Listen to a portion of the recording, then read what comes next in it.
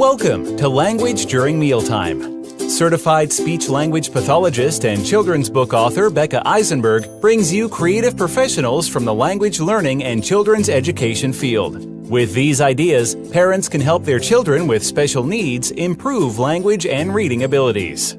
Hi, my name is Becca Eisenberg. Welcome to my podcast, Language During Mealtime, episode number 4. Today, I'm excited to be interviewing Toni Buzzeo, author of 26 picture books and 11 books for teachers and librarians. Toni has a wealth of knowledge on her website, including teacher guides, lesson plans, and much more. It's an excellent resource for teachers, therapists, librarians, and parents.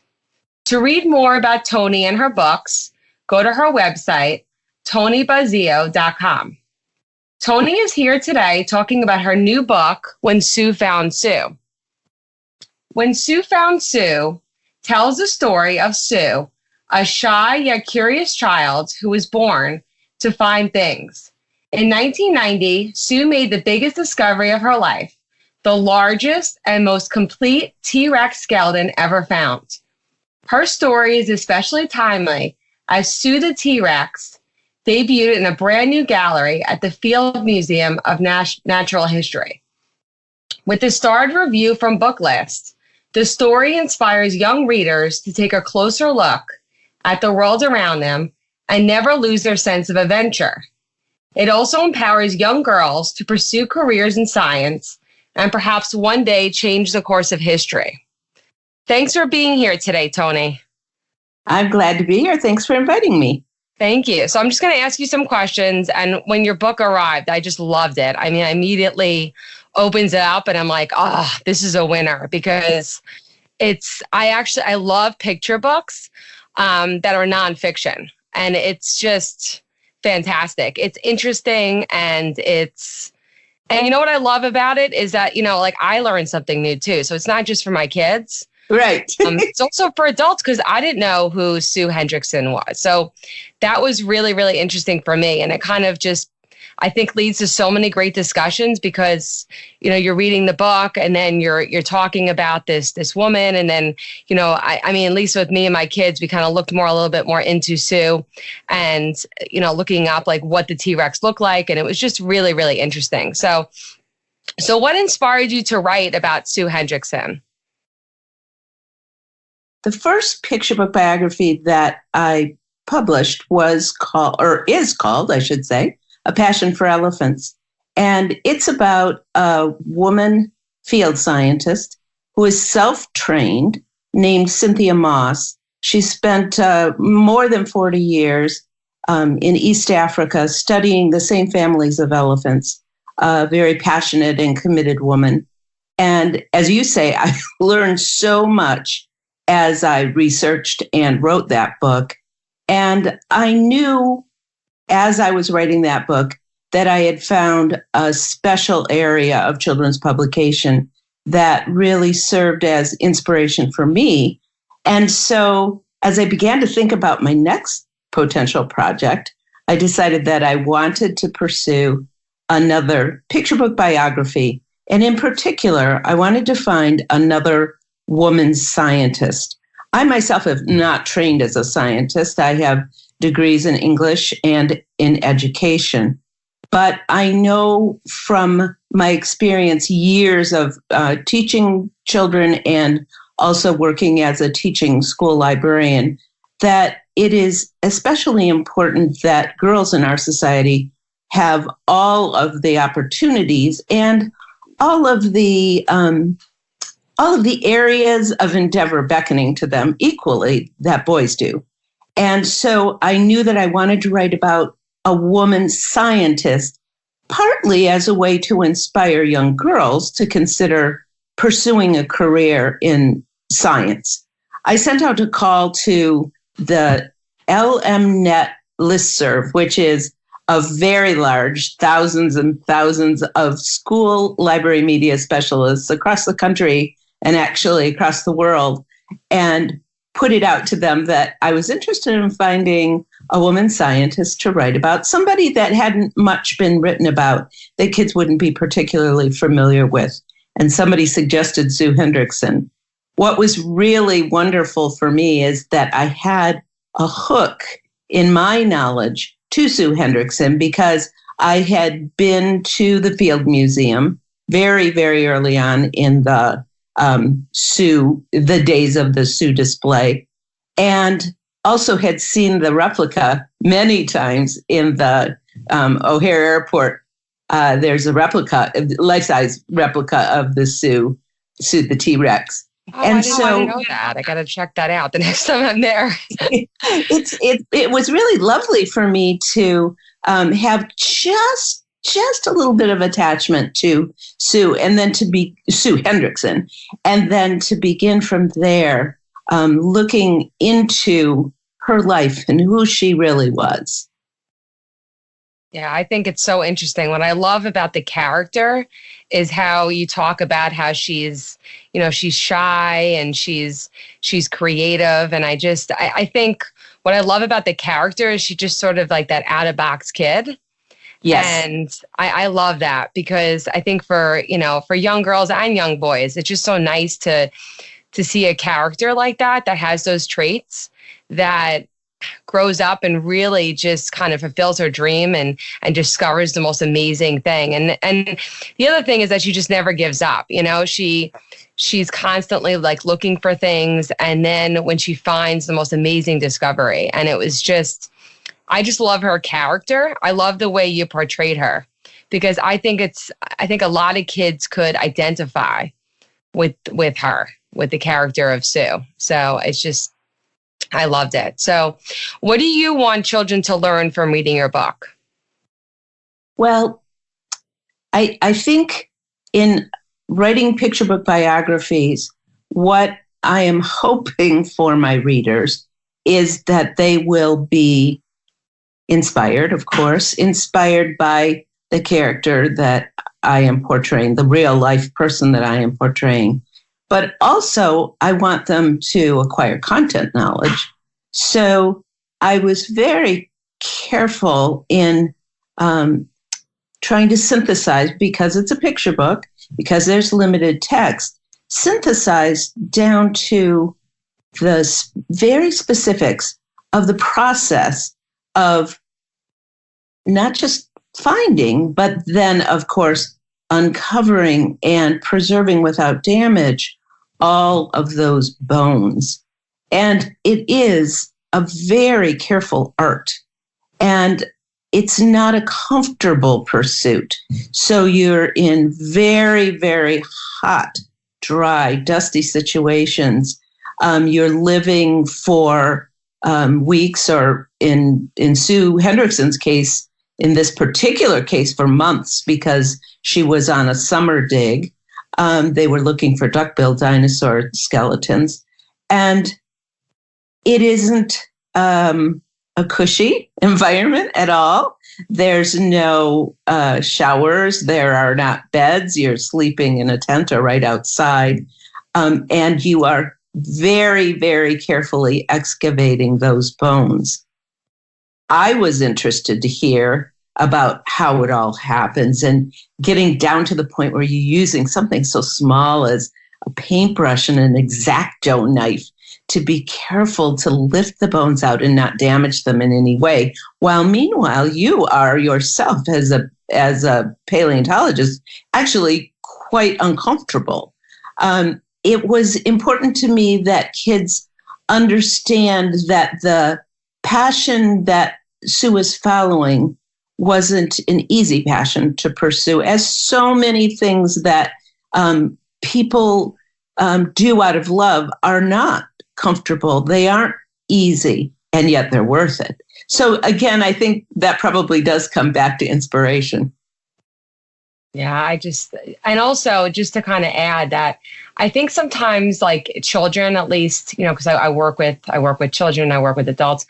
A lot of times people misperceive picture books to be having simple text. And I think that your book is a great example of how much content and how much complex vocabulary you could actually put into a picture book. And I think it's perfect as a picture book, because I think there's just so much you could learn from it. And what I love about the pictures and the illustrations is that it really just brings the story to life. And, let's say with my kids, they love chapter books and they love picture books. But especially, let's say for my son, what he loves about picture books is that, just visually, you could really imagine it. You could picture the character. I mean, you could always do it in your head when there's no pictures. But I think, I don't know, there's just something magical about picture books. I mean, hence the reason why I always say, like, I'm an adult and I love picture books, and you are, that's what we're all here, because it's just, there's something magical about books and about picture books, especially the way that the illustration and the text just come together to make this like beautiful story and a true story. And it's true, because a lot of times you could have a passion, and a lot of times people say, oh, come on, like, you're not going to really do that. That's so difficult. That's so hard. But what I love about Sue is that she had a dream and she just kept persisting at it. And that's what I always tell my kids, is that even with my clients, with the kids that I'm working with, because they have a lot of challenges, they have a lot of different disabilities. And what I tell them is, if you want something bad enough, you could get it.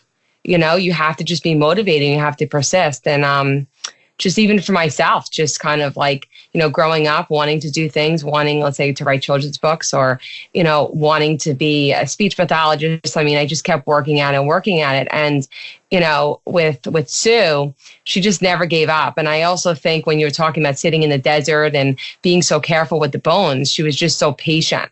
And I think that's another point, is that, sometimes like today, everything is so quick and such, and it's just immediately like that immediate reinforcement all the time, with electronics and everything else, and texting and messaging. You could message in a million different ways.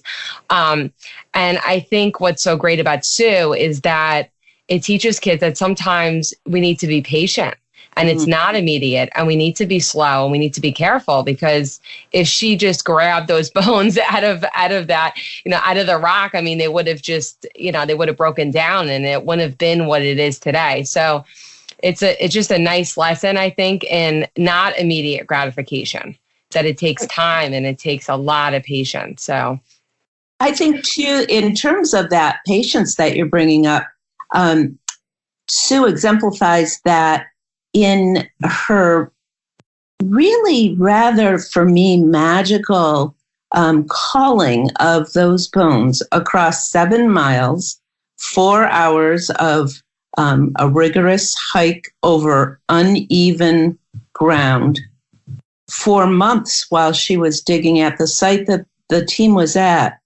There was something about that cliff far off in the distance that called to her. And yet she had a job to do.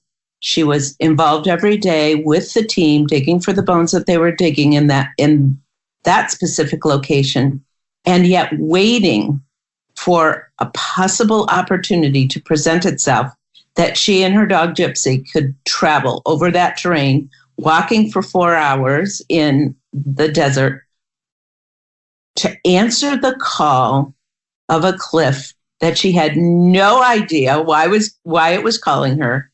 And finally, when the team did go off just at the end of their dig to get a flat tire fixed, she stayed behind and decided that this was the day that she could satisfy her patient waiting and walk over to that cliff and see what was up with it.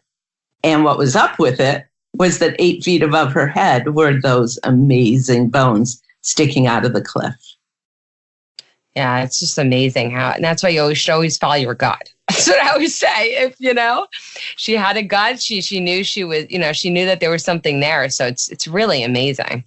I mean, it's incredible. So do you and Sue share any common traits?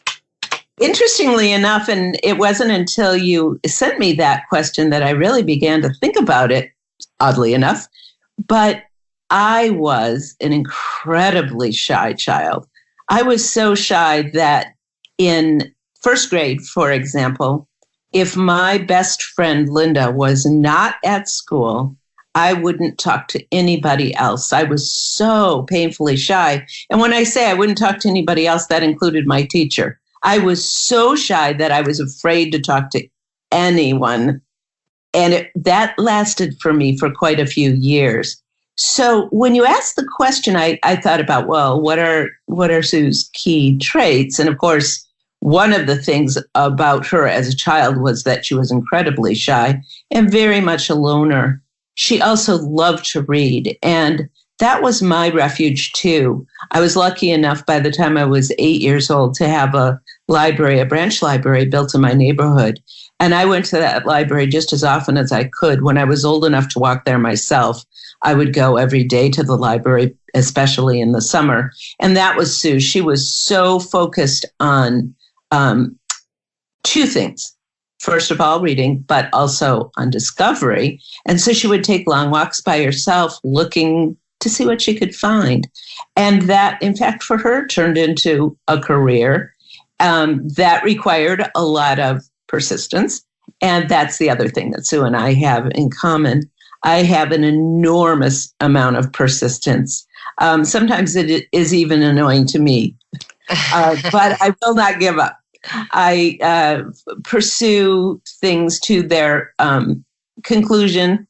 It's what makes me a great researcher. It's why I'm a great librarian, because I know that the information is available somewhere and I will dig until I find it. And that's one of the really special things for me about writing nonfiction. For many, many, many years, I only published fiction. And I was delighted to find out that as much research as fiction may require, nonfiction requires even more. And I do love that research process because I am persistent and committed to finding the answers to my questions. Oh, that's great. And I just have one more question that I didn't send you, but I was just curious because you were a librarian. And what was the process like in deciding to write your first children's book as a librarian? Well, I had heard, as many, many people in Maine had heard, a legend that is told in mid-coast Maine about a baby who washed ashore in a sea chest. And this really does speak to the research piece. I was curious because many people in Maine, especially in that mid-coast area, I lived in southern Maine, believe that the story is true, that in the 1870s, a ship was foundering in the waters during a terrible storm. And the local lighthouse keeper, of course, kept the lights burning in the lighthouse during the storm. And in the morning, he went down to the shore and found a sea chest, which he unwrapped. It was wrapped in feather mattresses tied with sailor knots. And inside the chest, he found a baby with a note tied to her wrist, committing her into the hands of God. The assumption being that the ship had wrecked in the storm. The captain and his wife had felt that the only way that the baby could survive was to wrap her up in quilts, put her in the sea chest, and cast her upon the waters. The question for me was I writing a fiction book or a nonfiction book? So it was important to me to understand that before I set out to write the story. I connected with Barbara Rumsey Skinner, who was the historical area museum director, and talked to her about the dilemma that I had about knowing whether or not it was true. I said, so many people in the region believe that that's a true story. I want to know before I write it whether it's true or not. And she was so generous and so helpful. And she was persistent herself because she wanted for herself to prove that it was a legend, a beautiful legend, but not a true incident. And so she went through the lighthouse logs for an entire decade of time in the 1870s, looking at each and every page, reading each and every page of those logs to try to find evidence that there had been a shipwreck, first of all, and that a baby had washed ashore at the lighthouse. Having read every page, and logs are kept daily at a lighthouse, having read every single page for 10 years of time, she was unable to find the evidence that she would have needed that there was a storm or that a baby had arrived in a sea chest. And both of those events would have been recorded in the lighthouse log, and there was no evidence of it. So I felt free at that point to tell the story and shape it in the way that I wanted to, since it wasn't a true story. I added a young girl who was living as an only child at the lighthouse and who was longing for a sibling. And so when the sea chest washes ashore in the morning after the terrible storm and the baby is found in the sea chest, the daughter, the girl, the lighthouse keeper's daughter, and her family adopt that baby as their own. So her wish comes true. Oh, wow. I got to get that book. That book is called The Sea Chest. Oh, I got to get that. That sounds fascinating. Well, is there anything else you want to talk? So that's the rest of my questions. Is there anything else you wanted to add? No, I think what I'd like to say is that I really hope that when Sue Found Sue inspires children, that it inspires them to, as you say, listen to their gut, that it inspires them to follow their passions. And often in childhood, passions come and we satisfy them and then they leave us. But we never know which passion of childhood becomes the passion of a lifetime. And so for me, in fact, my passion for books as a child turned in first to a career in teaching writing, followed by a very long career as a children's librarian, and then finally as a children's author. So you never know in childhood which of the passions that you follow will be your life's work. Yeah, no, I totally agree. I think it's just so wonderful to kind of fulfill those passions, because I think a lot of times, at least like as a parent, I have my kids are, they're a little bit older now. But I think sometimes people say, oh, well, you're not going to really do that when you get older. Right. Or, and I'm all about just something that they're interested in. Let's go for it. And if they're not really interested in something, I'm not going to push them to do it. Because it's all about fulfilling those passions, because they can turn into careers when you get older. And, when I was younger, I just always the same. I was shy. And I also loved books. My favorite thing to do was to go to the library. Mine too. And to go and to have like that summer book club and to sit with the librarian and talk to her about the books. And I just always loved books so much. And so I could identify with Sue as well, because it was just such a great memory, just sitting with books, and so comforting. And even reading the books as an adult, I feel connected again, because it's such a great memory. So anyway, thank you so much for talking about When Sue Found Sue. And I'm really excited for your book blog tour, which is May 14th through May 17th. And I'll also be writing a review and sharing the podcast. And you could find that review and podcast on languageduringmealtime.com. And don't forget to check out Toni's website as well, because, as a therapist, as a speech pathologist, as a parent, you have tons and tons of just excellent information and just, stuff that I would definitely use during my therapy sessions. And I know teachers would find them very, very valuable. So thank you again for today. Thank you, Becca. All right. Take care. Bye-bye.